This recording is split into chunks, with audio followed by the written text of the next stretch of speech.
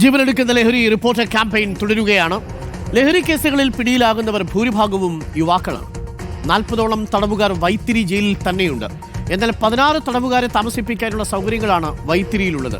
അതായത് കഴിയുന്നതിലും ഇരട്ടിയിലധികം ആളുകളെയാണ് വൈത്തിരി ജയിലിൽ മാത്രം പാർപ്പിച്ചിരിക്കുന്നത്. എന്തുകൊണ്ടായിരിക്കും വൈത്തിരിയിൽ മാത്രം ഇത്രയധികം കൂടാനുള്ള കാരണം? ഞങ്ങൾ അന്വേഷിച്ചപ്പോൾ കേരളത്തിലെ പല സബ് ജയിലുകളിലും ലഹരി പ്രതികൾ നിറഞ്ഞു കവിഞ്ഞിരിക്കുകയാണ്. ലഹരി കേസിൽ സ്ത്രീ തടവുകാരുൾപ്പെടെ 84 പേർ മാനന്തവാടി ജയിലിലുണ്ട്. മാനന്തവാടി ജയിലിലാവട്ടെ 48 തടവുകാർക്ക് താമസിക്കാനുള്ള സൗകര്യങ്ങൾ മാത്രമേ ഉള്ളൂ. ദീപക് തുടരുന്നുണ്ട്. ദീപക്, ഇപ്പോൾ ജയിലുകൾ പലതും ലഹരി കുറ്റവാളികളെ കൊണ്ട് നിറഞ്ഞു കവിയുകയാണ് എന്നാണ് നമ്മളുടെ പ്രാഥമിക അന്വേഷണത്തിൽ മനസ്സിലായത്.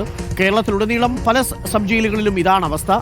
വയനാട്ടിലും കാര്യങ്ങൾ വ്യത്യസ്തമല്ല. മാത്രവുമല്ല, ഇരട്ടിയിലധികം താമസിപ്പിക്കാൻ കഴിയുന്നതിലും ഇരട്ടിയിലധികം ലഹരി കേസ് പ്രതികളാണ് മാനന്തവാടിയിലും വൈത്തിരിയിലും എല്ലാം ഉള്ളത്. അതിന്റെ അർത്ഥം ഈ ചെക്ക് പോസ്റ്റ് വഴി കടന്നു വരുന്നവയിൽ പല പ്രതികളെയും പിടികൂടാൻ സാധിക്കുന്നുവെന്നാണ്.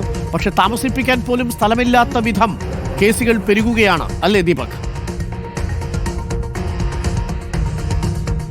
തീർച്ചയായും അരുൺകുമാർ, വയനാടിനെ സംബന്ധിച്ചിടത്തോളം 3 താലൂക്കുകളിലായി 2 ജയിലുകളാണുള്ളത്, വൈത്തിരി, മാനന്തവാടി. അതിൽ തന്നെ വൈത്തിരി ജയിലിൽ 16 തടവുകാർക്കുള്ള സൗകര്യമുണ്ട്. പക്ഷേ അവിടെ നിലവിൽ 40-ലധികം തടവുകാർ ഇപ്പോൾ നിലവിലുണ്ട്. സാധാരണ ജയിലുകളിൽ ഈ പ്രിസൺ മാനുവൽ അനുസരിച്ച് 16 ആളുകൾക്കാണ് നിലവിൽ അവിടെ സൗകര്യമുള്ളതെങ്കിൽ അതിൽ ഇരട്ടി തടവുകാർക്ക് വരെയുള്ള കപ്പാസിറ്റി എല്ലാ ജയിലുകളിലും കാണാറുണ്ട്. പക്ഷേ അതിൽ കൂടുതൽ ആളുകളായി കഴിഞ്ഞാൽ അത് വലിയ ബുദ്ധിമുട്ടിലേക്ക് പോകും. അതായത് അതിൽ പ്രധാനമായും ഈ തടവുകാരെ സംബന്ധിച്ചിടത്തോളം സൗകര്യങ്ങൾ അപര്യാപ്തത ഉണ്ടാകും. അവരുടെ ശൗചാലയമായിക്കോട്ടെ, കിടപ്പുമുറി ആയിക്കോട്ടെ, അങ്ങനെയൊക്കെ അവർക്ക് വലിയ ബുദ്ധിമുട്ടുണ്ടാകും. അതോടൊപ്പം ജീവനക്കാരും വലിയ ബുദ്ധിമുട്ടിലാവും. കാരണം ഇത്രയധികം തടവുകാരെത്തുമ്പോൾ അവരുടെ കാര്യങ്ങൾ നോക്കുക എന്നുള്ളത് ജീവനക്കാരെ സംബന്ധിച്ചിടത്തോളം വലിയ പ്രയാസകരമായിട്ടുള്ള ഒരു കാര്യമാകും. ഈ മാനന്തവാടി ജയിൽ വൈത്തിരി ജയിലിൽ 16 തടവുകാർക്കുള്ള സൗകര്യമാണുള്ളത്. പക്ഷേ ഇരട്ടിയിലും അധികം ആളുകളാകുമ്പോൾ അത് ജീവനക്കാരെ ബാധിക്കുമെന്ന കാര്യത്തിൽ സംശയമില്ല.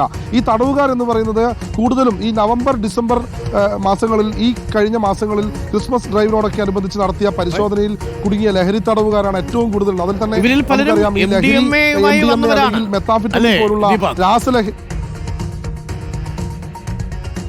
അതെ, അതായത് ഈ MDMA അല്ലെങ്കിൽ മെത്താംഫെറ്റമിൻ പോലുള്ള രാസലഹരിയുമായി പിടികൂടിയാൽ 0.5 ഗ്രാമിന് മുകളിലോട്ട് പിടികൂടുന്ന രാസലഹരിയുമായി പിടികൂടുന്ന ആളുകൾക്ക് ജാമ്യമില്ലാതെ അവർ നേരിട്ട് റിമാൻഡിലാവുകയാണ് ചെയ്യുക. അങ്ങനെ റിമാൻഡിലാകുന്ന ലഹരി തടവുകാരാണ് ഈ വൈത്തിരിയും അതുപോലെ തന്നെ മാനന്തവാടി ജയിലുകളിലും ഭൂരിഭാഗവും ഉള്ളത്. അതുകൊണ്ടാണ് ഇത്തരത്തിൽ 16 പേർക്ക് നിലവിൽ വൈത്തിരി ജയിലിൽ ഉള്ള സൗകര്യമുണ്ടെങ്കിൽ പോലും അവിടെ ഇരട്ടിയിലധികം ആളുകൾ വരുന്നത്. അതുകൊണ്ടാണ് ഈ ജയിലുകൾ നിറഞ്ഞു കവിയുന്ന ഒരു അവസ്ഥ വരുന്നത്. ലഹരി തടവുകാർക്ക് അവിടെ അതിനുള്ള സൗകര്യമില്ല.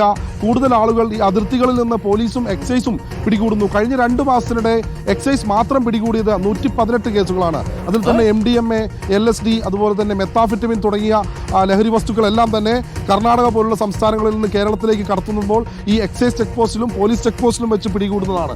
ഈ പോലീസിനെ സംബന്ധിച്ചിടത്തോളം വിവിധ ഇടങ്ങളിൽ ഊർജിതമായ തിരച്ചിൽ നടത്തുന്നുണ്ട്. പക്ഷേ ഞെട്ടിപ്പിക്കുന്നതാണ് ഇത് വയനാട്ടിലെ മാത്രം കണക്കുകൾ. Thank you Deepak. അതിർത്തി കടന്നു വരുന്ന രാസലഹരിയെ കുറിച്ചാണ് ഇന്ന് നമ്മൾ പ്രത്യേക റിപ്പോർട്ട് തയ്യാറാക്കിയത്. വയനാട്ടിൽ മാത്രം, ഈ മാനന്തവാടിയിലും വൈത്തിരിയിലും മാത്രം ഇരട്ടിയിലധികം ആളുകളെയാണ് രാസലഹരി കടത്തിയതിന്റെ പേരിൽ ജയിലിൽ പാർപ്പിച്ചിരിക്കുന്നത്. എന്ന് പറഞ്ഞാൽ കേസുകളുടെ എണ്ണം കൂടുന്നു.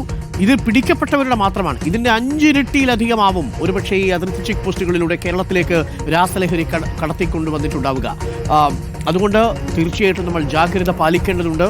ഈ രാസലഹരി നമ്മുടെ കുഞ്ഞുങ്ങളെ കാർന്നു തിന്നു തുടങ്ങിയിരിക്കുന്നു. കുഞ്ഞുങ്ങളുടെ സ്വഭാവത്തിലൊക്കെ മാറ്റം വരുന്നു. അവർ വളരെ മോശമായ രീതിയിൽ പ്രതികരിച്ചു തുടങ്ങുന്നു. രക്ഷിതാക്കളെ വെട്ടുകത്തി ഉപയോഗിച്ച് കൊലപ്പെടുത്തുന്നതിലേക്ക് വരെ കാര്യങ്ങളെത്തുന്നു. വിഡ്രോൾ സിംറ്റം പ്രകടിപ്പിച്ചുകൊണ്ട് പല കുഞ്ഞുങ്ങളും വളരെ മോശമായി പ്രതികരിക്കുന്നതും നമ്മൾ കണ്ടു.